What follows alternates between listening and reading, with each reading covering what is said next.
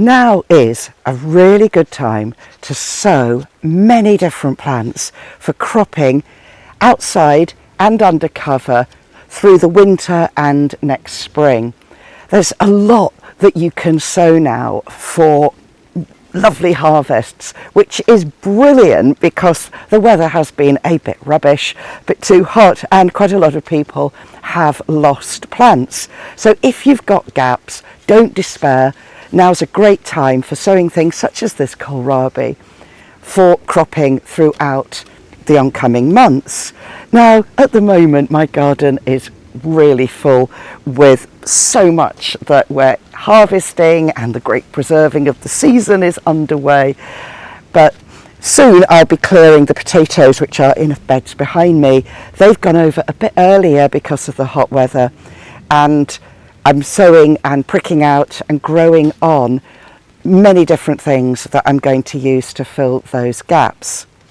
I've been trying to figure out how best to put forward what I do, what I grow throughout the winter and the spring in a video, because I'm used to writing about it when I can put very clear lists and some photos of what I've done.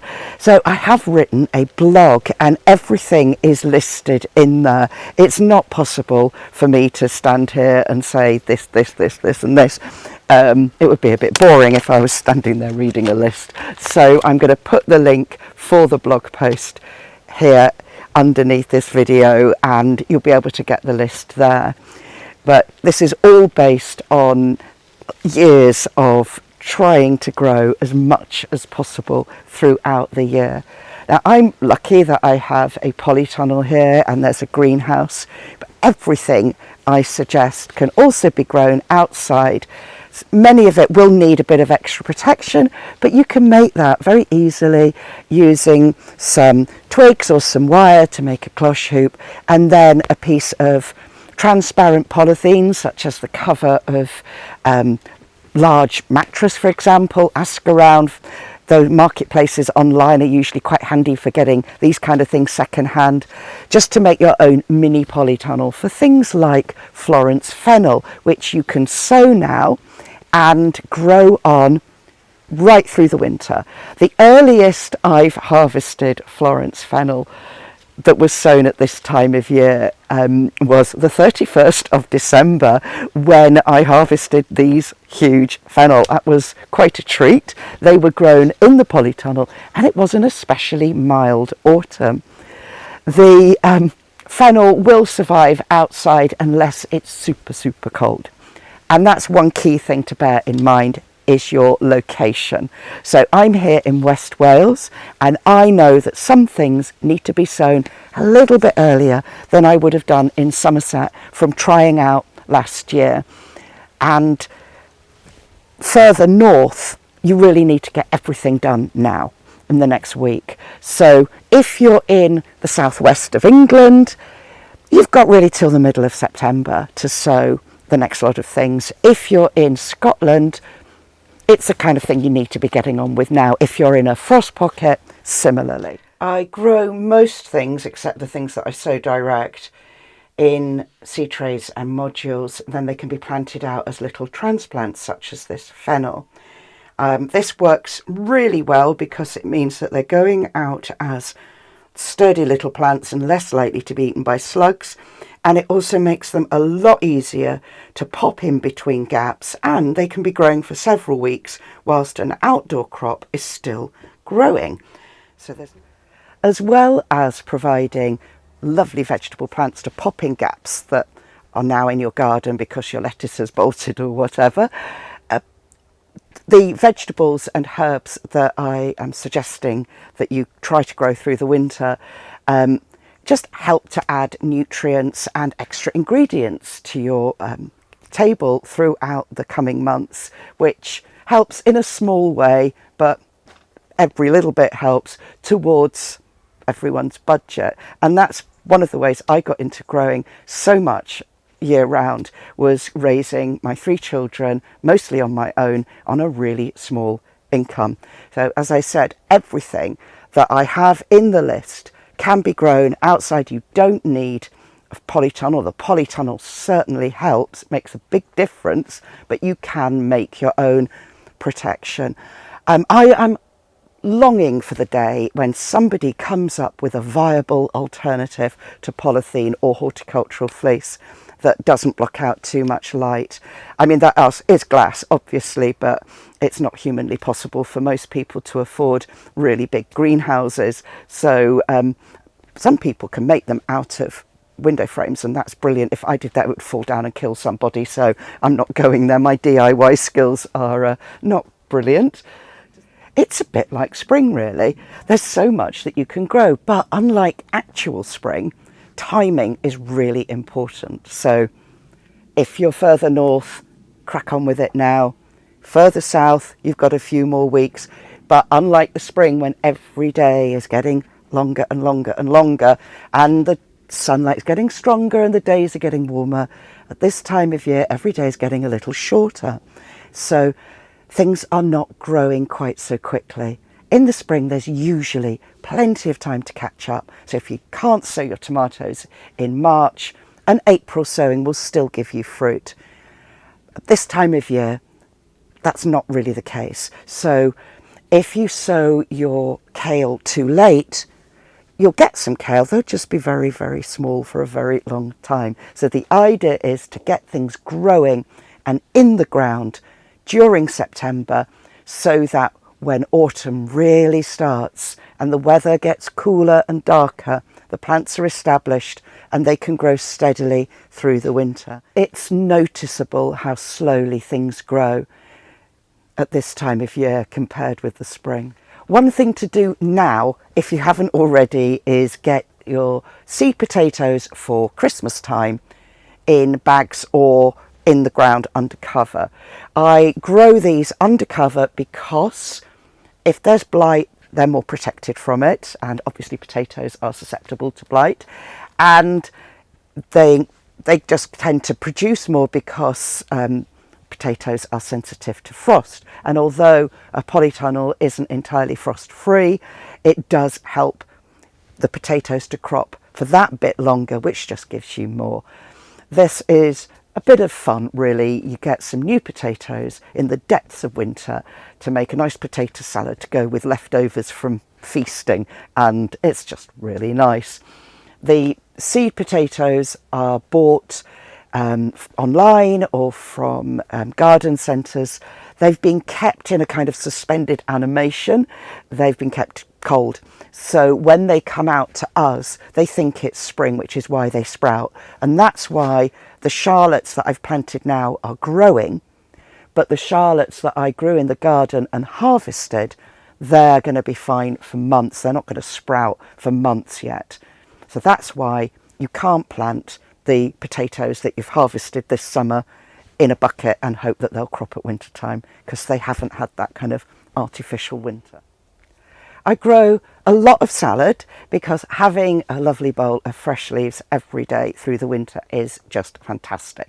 So things like lettuce, of course, spicy leaves such as rocket and mustards and landcress, winter purslane, pea shoots, all add exciting flavours to lunch, and also they are multi-use, and everything pretty much that's in the list is multi-use. So lettuce you can also use to make a good soup.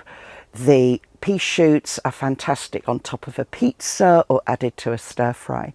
I grow a lot of things like kale. Kale is super. You can do so much with it. It's full of nutrients and vitamins, and it really likes wintertime. It grows quite steadily and happily. So I do a lot of different kinds of kale.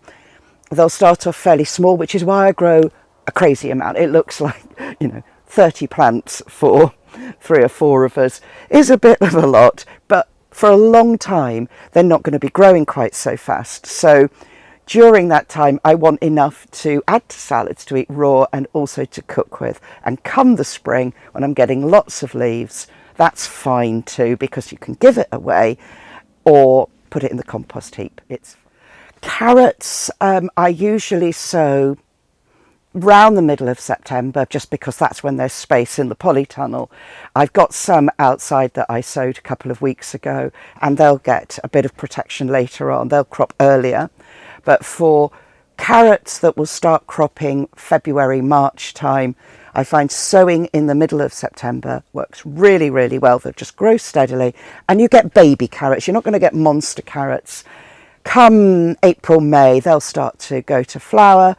Good to leave a few in flower if you can, because that will help bring in beneficial predators and also feed early pollinators.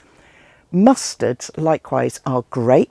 You can have them small leaves for salad, bigger leaves fantastic for cooking, and then when they bolt, those flowers feed bees and other early pollinators and attract things such as parasitic wasps. So win-win. And the flowers are edible.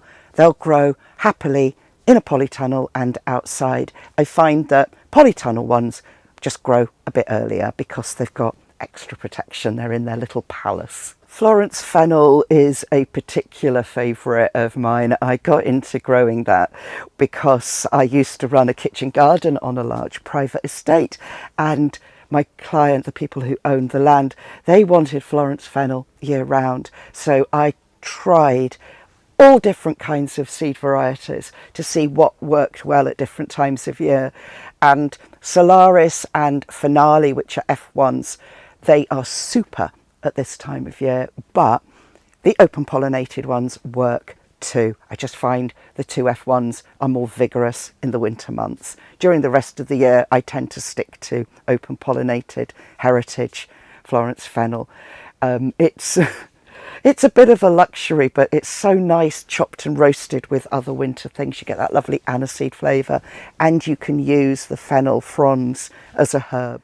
Growing herbs during the winter is a super idea. I like to grow flat leaf and curly parsley. I find curly parsley works best. It's just more abundant, don't know why, it just tends to be, particularly if grown outside. I do dill, which is a bit touch and go. If it's really, really cold, it can be killed off, but I think definitely worth growing for the super flavour. Coriander and chervil are fabulous. They'll just keep going throughout the winter months. And then of course there's the herbs such as oregano, rosemary, bay, which tend to keep going. I actually have an oregano here in the polytunnel that lives in the ground, and that's my winter oregano. In the spring, when everything starts to go to bolt, that is super too, because it means that as well as feeding beneficial predators and pollinators, you've also got all those lovely stems and leaves and twiggy bits to put in your compost heap and make more compost for growing more food.